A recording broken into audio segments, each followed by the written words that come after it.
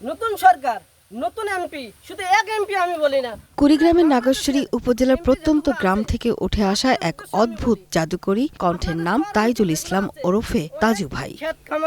সামাজিক মাধ্যমে তিনি জিলাপির সরকারি রেট খুঁজতে গিয়ে রীতিমতো ডিজিটাল দুনিয়া কাঁপিয়ে দিয়েছেন।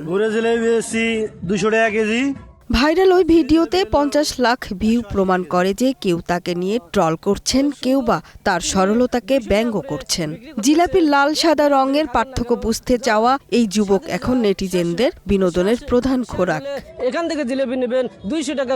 নাগেশ্বরীতে পৌঁছাতে পাড়ি দিতে হয় 4টি নৌঘাট।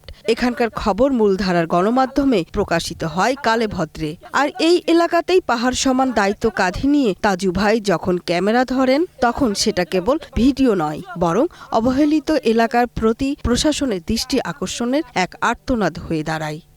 ধান চাল ইত্যাদি ইত্যাদি সবগুলা চর অঞ্চল থেকে যায়, তাহলে আপনারা চর অঞ্চল কেন দেখেন না? আপনারা এখন থেকে আজ থেকে অবশ্যই দেখতে হবে। তাজু ভাইয়ের 2.0 পেজে 31,000 ফলোয়ার। তার রিপোর্টিং স্টাইল হয়তো পেশাদার সাংবাদিকদের মতো নয়, কিছুটা অদ্ভুত আর কিংভূত কিমাকার। এই যে গাছগুলা আলটি পাল্টি এরকম করে, এগুলো কৃষি অবস্থাকে আমাদের। তাকে নিয়ে ব্যঙ্গ করা হয়তো সহজ, কিন্তু অন্যের ভিটাই থেকে এলাকার দুর্দশার চিত্র তুলে ধরার যে অসম্ভব চেষ্টাটা তিনি করছেন, তা প্রশংসার দাবি রাখে বলে মনে করছেন স্থানীয়রা। বাংলাদেশের সকল এমপিকে আমি আবেদন করে বলছি, বাংলাদেশের যত চর অঞ্চল আছে, অসহায় লোক আছে, সবাইকে দেখতে হবে। সুরাইয়া অনু, গ্রিন নিউজ ডেস্ক।